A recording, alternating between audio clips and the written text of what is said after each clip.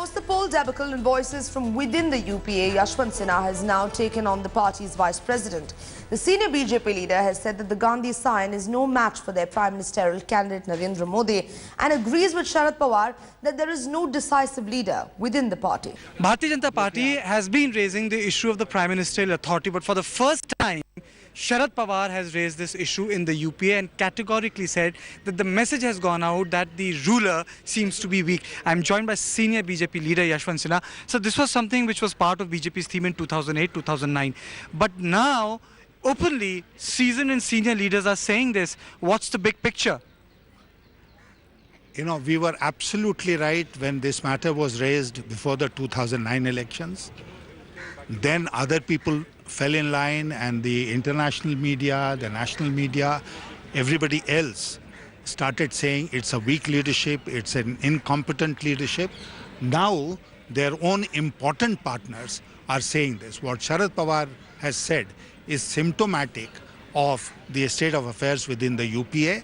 After the elections to these four states, the government of India has lost all its legitimacy to govern this country, and my advice therefore to Sharad Pawar will be, don't stop here, walk out of the UPA, let this government go.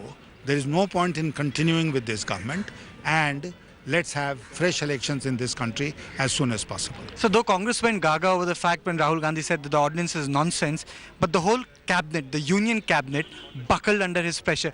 Do you feel that in retrospect that the electorate didn't take very kindly to this stunt which was a display at Press Club of India? The people are wise, they vote with wisdom, and therefore they will not be taken in by any of these gimmicks. You know, the days of gimmicks in Indian politics are over. People are looking for solid policies, solid implementation, and solid results. But Mr. Sinha, there was a feeling that the middle class would wholeheartedly vote for Bharatiya Janata Party. You had taken up certain crucial issues which were close to the Aam Aadmi, or to say the middle class. But then that middle class got split vertically in Delhi, and AAP did well. So what's the takeaway for you? We are still the single largest party. We are just 2-3 short of majority. And my advice will be, let's not read too much into this. Yes, AAP has emerged in Delhi. That challenge will have to be met. And we are gearing up to meet that challenge should the next elections happen anytime soon.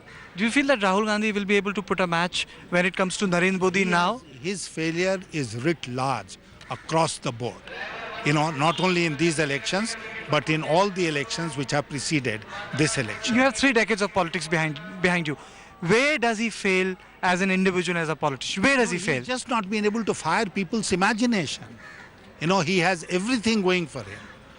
He has everything. Anyone born in that family becomes an instant leader. People like me have to struggle to hold a constituency.